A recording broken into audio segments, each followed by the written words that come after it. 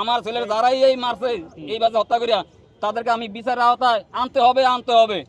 আর আমি প্রধান উপদেষ্টা এবং সমন্বয়কের কাছে আমার ছেলে রাষ্ট্রীয়ভাবে মর্যাদা দিয়া যেন পুনর্বাসন করে এবং রাষ্ট্রীয় মর্যাদা দিয়া যেন আমার ছেলে দেখে।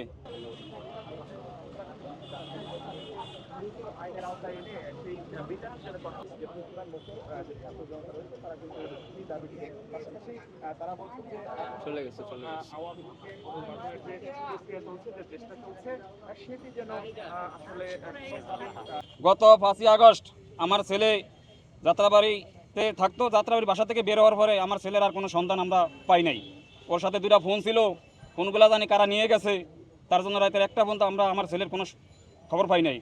পরের দিন সকাল 9টায় আমি লঞ্চে চড়িয়া 5টা বাজে আমি ঢাকা সদরঘাটায় পৌঁছার বরকান দিয়া আমি বাসায়ও ফিরি নাই। আমি তৎক্ষণিক লাগালগ ঢাকা মেডিকেল মর্গে চলে গেছি। যাওয়ার পরে ওখানে ঢাকা মেডিকেল মর্গে তারপরে আপনার এই মানে যতগুলো মর্গ আছে, যতগুলো ক্লিনিক আছে, যতগুলো হাসপাতাল আছে ঢাকা সিটির সব জায়গায় খোঁজাখুঁজি করতে প্রায় আপনার 5 মাস 11 দিন হয়ে গেছে। আঞ্জুমানে সহ গেছে, আঞ্জুমানে এবং আঞ্জুমানে যতগুলি শাখা আছে, কবরস্থান আছে, ঢাকা সিটিতে ফায়ার সার্ভিস, সিটি কর্পোরেশন গাড়ি, কোন গাড়ির ড্রাইভারে কোন দিন ডিউটি করছে, সেদিন 5 তারিখে আমি সব খবর নিয়ে দেখতেছি যে আমার ছেলের কোনো আমি শনাক্তি পাইতে আসি না। তারপরে আপনার এই বৈষম্য বিরোধী আন্দোলনের নাফিজা আংটি, তার বাদে হাসানের নাম আঙ্কেল, আরও মানে আমি তো নাম বলতাম জানি না, ওনারা একটা করে বলি ঢাকা মেডিকেল মর্গে থেকে বের করছে।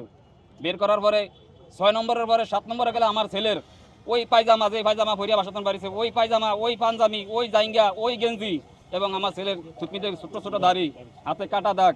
তখন আমার দেখে আমার এই ভাই শনাক্ত করছে আমার বাতিজা আর এক আমার শালি আছিল, আমার আরেকটা ভাই আছিল। পরে শনাক্ত করা বরকান দিয়া ওনারা বলতে আছে যে আপনার মুখের ফেসটা নষ্ট, তো আপনি ডিএনএ দেওয়া লাগবে। তার বাদে আমরা ডিএনএ দিছি। ডিএনএ দেওয়ার পর মাশাআল্লাহ আলহামদুলিল্লাহ আপনার 1 মাস 1 দিন পরে ডিএনএ ম্যাচিং হয়েছে। তো আমি একটুকুই বলতাম চাই, 5ই আগস্টে আমার ছেলেরা যারা এইভাবে হত্যা করে মারছে তাদের আমি কঠিন বিচার চাই। একজন করিয়া তাদেরকে ধরিয়া আইনের আওতায় না তাদের আমার বিচার করতে। আমার ছেলে কি অপরাধ করছে, প্রয়োজন হলে আমিও দরকারে আমার মারিয়া যদি আমার ছেলে কোনো অপরাধ করিয়া থাকে, আর নাহলে এর জবাব দিতে হবে যারা আমার ছেলে শহীদ করেছে। আর আমি একটু কথা বলতাম চাই, যাত্রাবাড়ির এক থানার আয়ু আমার ছেলের ব্যাপারে, মোবাইলের ব্যাপারে 2টা জিডি করছি। একটা হলো ছেলে হারানোর, একটা হলো মোবাইলের।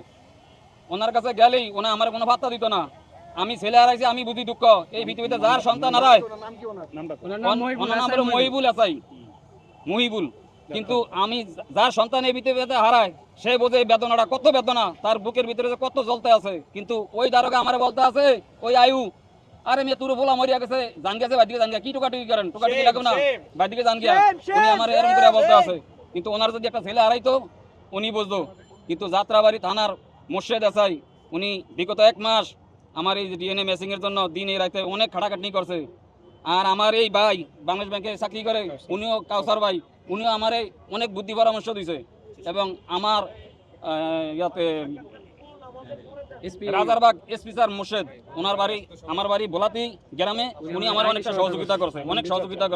আমার ছেলের যারাই এই মারছে এইভাবে হত্যা করিয়া তাদেরকে আমি বিচারের আওতায় আনতে হবে। আর আমি প্রধান উপদেষ্টা এবং সমন্বয়কের কাছে আমার ছেলে রাষ্ট্রীয়ভাবে মর্যাদা দিয়া যেন পুনর্বাসন করে এবং রাষ্ট্রীয় মর্যাদা দিয়া যেন আমার ছেলে দেখে।